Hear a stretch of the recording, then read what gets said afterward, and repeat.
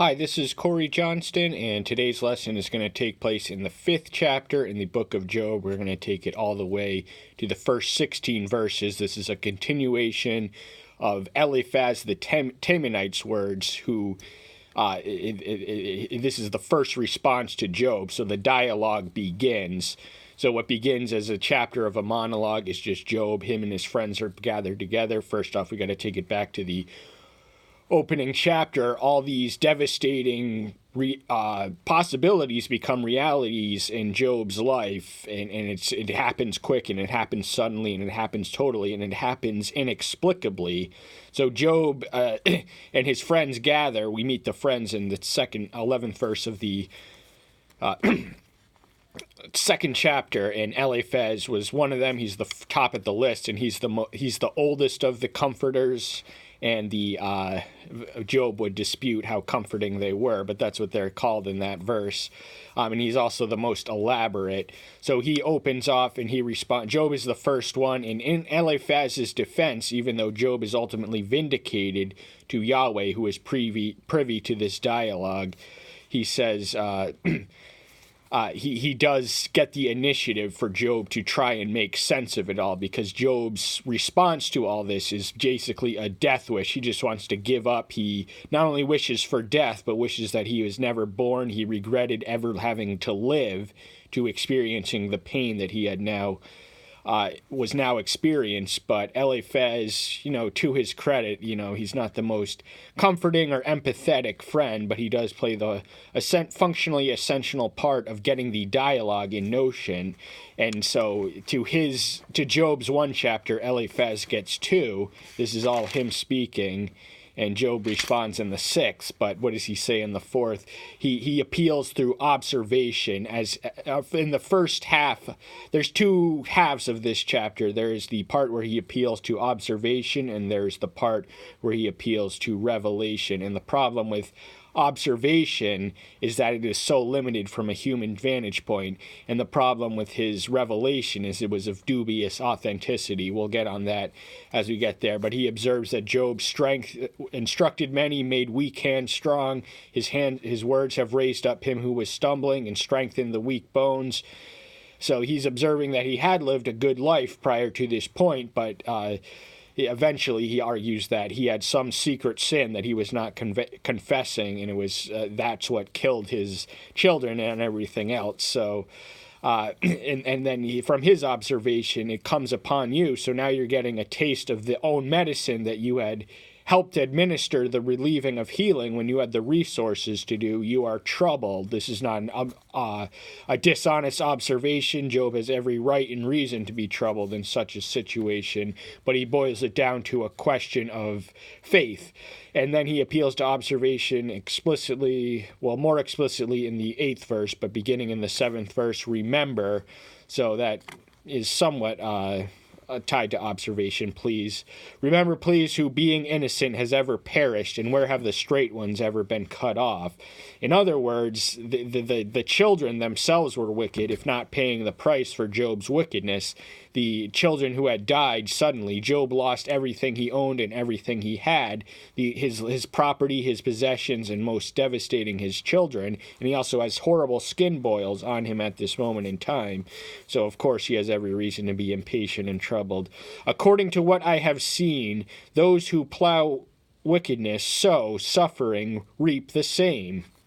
And so suffering reap the same, according to what I have seen. So in his experience and in his observation in life, those reap what you sow, and there's something oversimplistically automatic about this process, the way he describes it. So, of course, this is a divine principle, but the perfections of divinity do not always reflect or manifest on the imperfect earth. And compared to, we'll touch on that later, but then there's some stuff about a lion, and then through the breath of Eloha they perish, and through the wind of the nostrils they are consumed. It was a wind that had blown down implicitly a divine judgment that had blown down the physical structures which collapsed over his sons and daughters' heads. And verse 12 he's describing his experience of revelation. And of course, revelation is, a valid revelation is, of course, a more legitimate appeal to truth than mere observation, given the limitations of our human capacities. But it all depends on the nature of the revelation, who's the one sending it. He says a spirit. He doesn't say the spirit. And, we can review what we say, but he just describes it. It's probably a dream in all likelihood. It's a vision in the night when deep sleep falls upon men. So this came to him in a dream. And of course, he has a fearful response naturally. Then a spirit passed before my face. The hair of my body stood. A spirit. So it wasn't the spirit. It was a spirit. Spirits can be one of two things. They can be divine, angelic, or demonic and satanic. Satanically sent, that means, Lucifer has spirits too, and there are demons, and he could not discern his appearance, so he has no reliable way of knowing whether or not this is...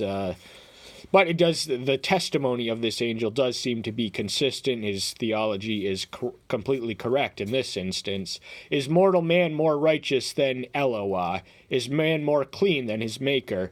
Self-evident rhetorical questions. The self-evidently obviously answer to that question is no, of course not. We are in no way, shape, or form equal to our maker. We are nothing like him.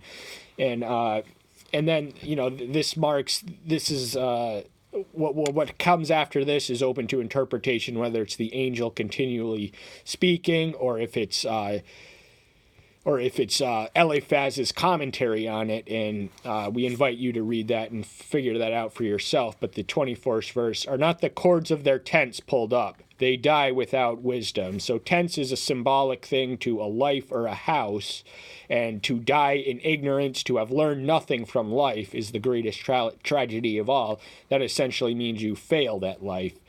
So these people do praise and exalt and certainly consider themselves wise, and they come from towns. Temanite was identified as a center of wisdom in the Edomite territory in Jeremiah 49:7.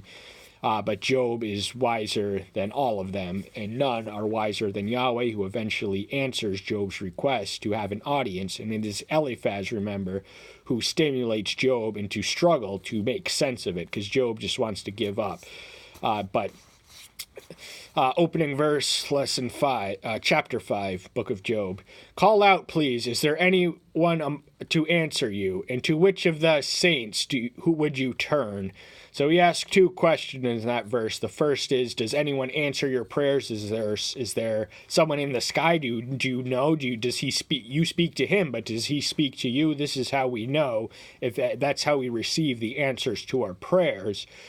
He does speak silently, at least from my experience, but he does speak profoundly and powerfully nonetheless when he answers my prayers. And I also like to pray and meditate. I don't consider them two separate practices, but the sum of each other's parts. So what I like to do is, prayer is where we speak to God, and meditation is where he can speak to us. If we pray into our meditation, we can... If you approach it disciplinedly enough and diligently enough, you will have a dialogue with divinity, and that is the ultimate answer to, does anyone answer your prayers? So I know with a complete certainty that there is a God, and he does work in my life and all around me, and he does have a plan. And which of the saints would you turn? So he's asking him, which saint, living or dead, would you appeal to answer you? This should not be interpreted to encourage the Catholic practice of worshiping saints and praying to saints. They are seeking after the dead, and the Bible speaks against that in Deuteronomy 18th chapter. For wrath kills the fool, and envy slays the simple. So wrath is the natural causational, it is the killing of the fool is the natural effect of wrath, and the fool is what causes the effect of wrath. So if we are foolish, we invite righteous wrath, and if it is from Elohim, it is certainly righteous. And envy slays the simple. So the word envy reminds us of the 73rd chapter in the book of Psalms, where Asaph has a different outlook and outtake and revelation than we witness here. Eliphaz says Asaph, the author of the 73rd Psalm, is envious at the prosperity of the wicked, and the wicked do flourish in the world, and it is a test and temptation to remain righteous when you see the wicked all around you flourishing. And but he has an authentic revelation. He goes to the temple, and there he receives the answer to his prayer, connecting us to the first verse of this chapter, that he sees the fate of those who are wicked, and a pleasant life on earth is the only heaven a lot of these people will ever know. I myself have seen the fool taking root, but suddenly his home was cursed. So suddenly, fools can amass wealth through get rich quick schemes, but it's ultimately vanishing and fleeting when it's in the hands of a fool. A fool does not know how to make the most of his resources and advantages, and it is so they lose everything they have through no one's fault but their own, and they took everything, they ripped people off through no one's choice but their own. But it's not a lasting, enduring, it's just a sloppy amateur way of cutting corners in business. His sons are far from safety. They are crushed in the gate with no one to deliver. So the wrath for the father's sins is often visited upon the children. This is consistent with what's communicated in the Decalogue. My wrath extends to the third and fourth generation of those whose parents lived in sin. So there are definite reasons and incentives that if we continue to live in sin, both as individuals and as citizens of the country we are in, then our children will inherit woes, and it will be our own fault. They will be disadvantaged. They will be paying the consequences for sins that we took license and allowance to. But the gate in the verse itself is usually the site and center of business and political and judicial transactions and exchanges, but they're going to be crushed under the gate, and there's going to be no salvation, no deliverance, no one to rescue them. That is it. They are done. They are far from safety, and they're going to be crushed by a gate because their parents are foolish and wicked. The hungry eat up his harvest, taking it even from the thorns, and the snare snaps up their wealth. So his harvest is to no good. He's not going to live to see it eventually. He's going to be dead or in jail, and the hungry are going to be able to reap the fruits of his own labor, and they go through thorns to get through it, and thorns connects to conceptually to the next word. Snare snaps up their wealth. So a snare is a hunting device and technique, but it is also spiritually symbolic of temptations. And so the snare is a trap that snaps up. A literal snare is, I think, the device that traps a bear in its leg. So imagine getting crushed by one of those, your wealth or your foot. It's just nothing pleasant. For evil does not come from the dust, nor does trouble spring up from the ground. So evil has a definite origin. It does not come from the dust. It does not spring from the ground. Evil is not something. It is someone. Evil is a person, the evil one we are instructed to pray to in the Lord's Prayer, Matthew 6 chapter. And if you find a translation that tells you to deliver us from evil, throw it straight in the trash, because I think it's tragic to read that, because it turns evil into a thing when it is a person. Evil is an intensely personal force. There's no love in the universe apart from humans, so too is there no evil from persons, and the originator and father and influencer and the king of that kingdom of darkness and death and disease is Satan himself. He is the evil one. He has a mind that thinks, a heart that feels, and a will that acts. God holds him morally responsible, and you cannot hold anyone who's less than a person morally responsible for their actions. So evil does not come up from the dust or the ground. It emanates from the evil one. To answer that verse in question form, I know it's not quite presented like a question, but that's the way I took it anyway. For man is born for trouble, and the sparks fly upward. Man is born for trouble and in trouble because we all inherit our sin nature from Adam. We are not sinners by choice. We are sinners by nature. And before we became born again, we didn't think of sin as a choice. We just kind of gravitated to it naturally because the natural man finds satisfaction and delight in sin. And trouble, you don't have to go looking for trouble, especially in our day and age. Trouble will find you. Our trouble is never more than further away from the cell phone in our pockets. That can lead us to places we shouldn't go. And also... being a Christian does not absolve you of trouble at all. In fact, I think in most cases, the troubles and challenges and difficulties enhance. But because man is born for trouble, because of his sin nature, the sparks fly upward to the sky, and Yahweh takes notice. And so too does Satan, because he is the prince of the air. But as for me, I would seek El, and I would submit my case to El. So this suggestion actually stimulates an eventual repeating from Job, but there's another element that's communicated in Eliphaz's words.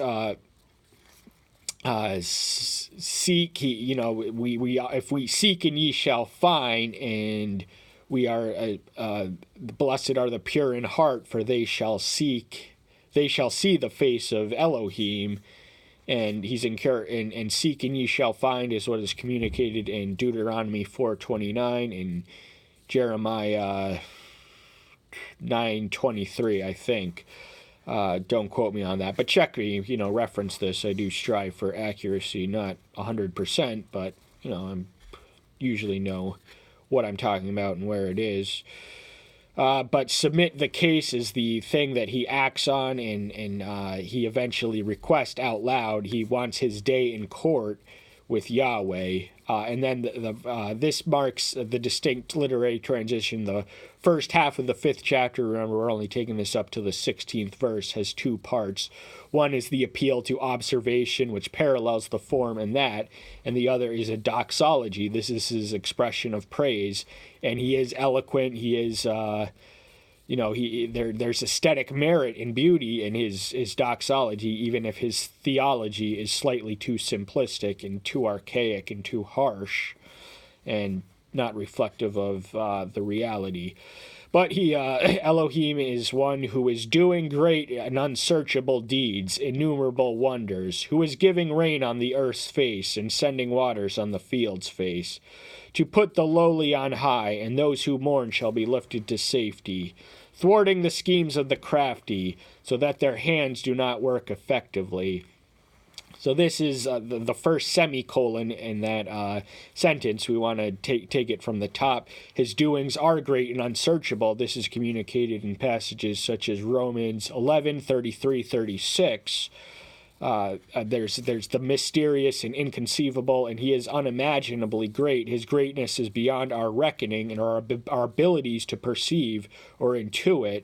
And the number of miracles he is literally innumerable, because remember, he's not only the creator and controller of the earth, but the heavens, this vast expanse.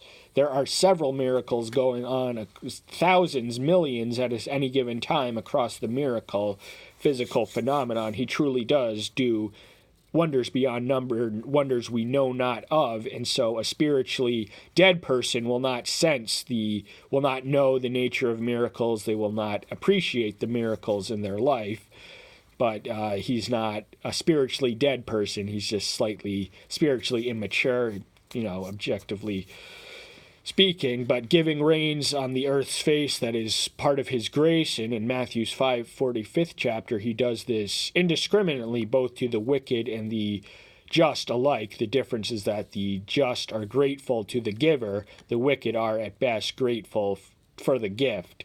But this is an act of grace and one that is distributed indiscriminately. And in the ancient archaic theology that Job's comforters, erroneously named, charitably named, argue, is that famine and sickness and everything else must inevitably spring from sin and result from Elohim for that purpose. But that's not exactly reflective of the way it is. And sending waters on the fields, he is the nourishment, he is the cause of growth, he is the source of life. And so he sends the water, and the grass grows through the grass, and he is the water. In 1 Corinthians 3, he says that I plant, Apollo waters, but Elohim gives the growth. So he is the growth, he is the source of life and light. To put the lowly on high, and those who mourn shall be lifted to safety. So he just acknowledges that at least what he's observed of Job prior to this point, he's having a second opinion of him now, because he's lost everything. He's lost all his children. He lost all his possessions, his livestock, and his children. So he must have sinned. But what does he say earlier? He makes weak hands strongs, raised up those who are stumbling, strengthened the weak knees. So knees and hands, that just means same principle communicated, that they give strength to those who are weak. And those who mourn shall not weep is the paradox communicated in the Beatitudes, which is paradox all the way down. In fact, that when I presented that lesson, I titled it Matthew 5:1-16, the Beatitudes, the perfect paradox, or something to that effect. Thwarting the schemes of the crafty, so that their hands do not work effectively.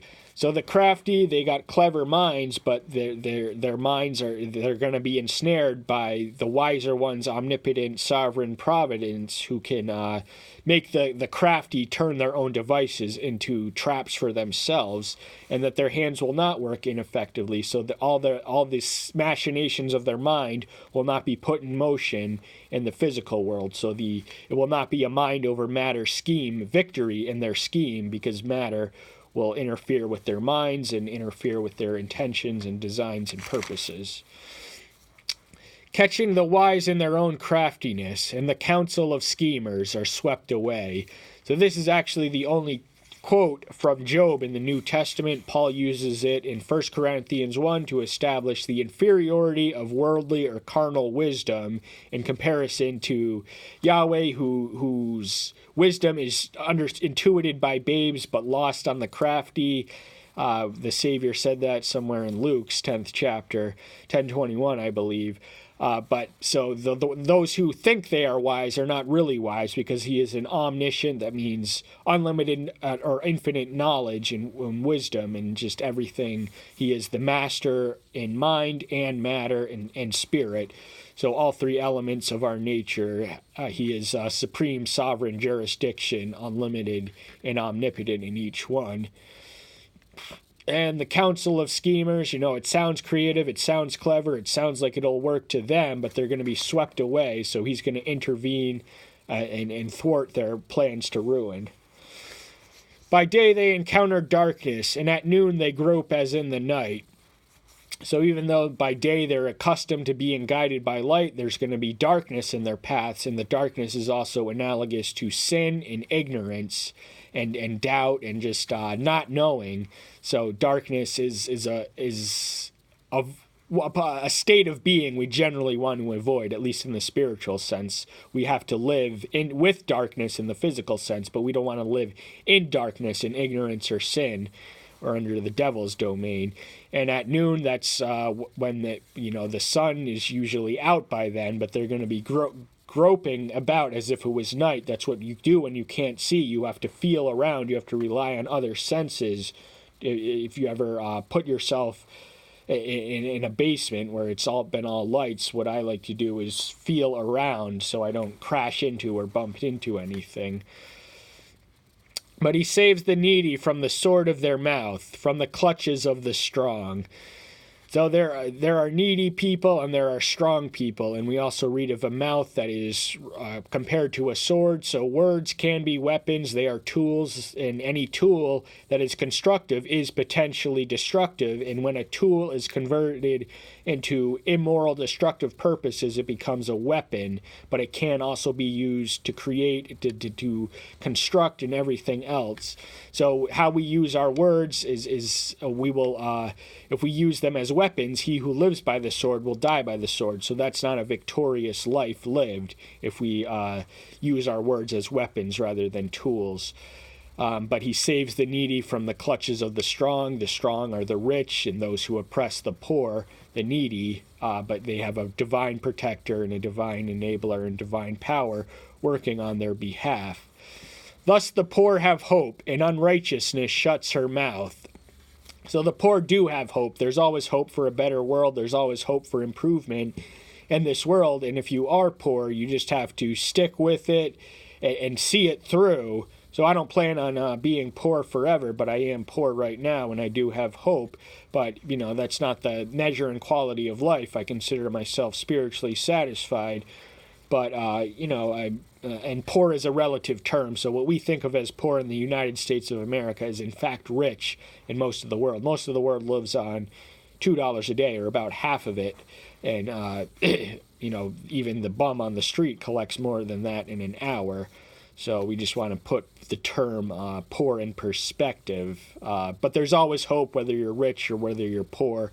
Hope is not exclusively limited to the poor, because rich people feel helpless too at sometimes, and wherever there's helplessness, there too is hope. You just have to seek it, and it'll emerge and manifest, and sin and Satan and unrighteousness will be shut up in silence and beaten and out of your way and out of your life. So I hope that's one of the reasons you're here. That's all the time we have for today. Thank you so much. I'm so glad to see you. Take care until next time. Bye-bye.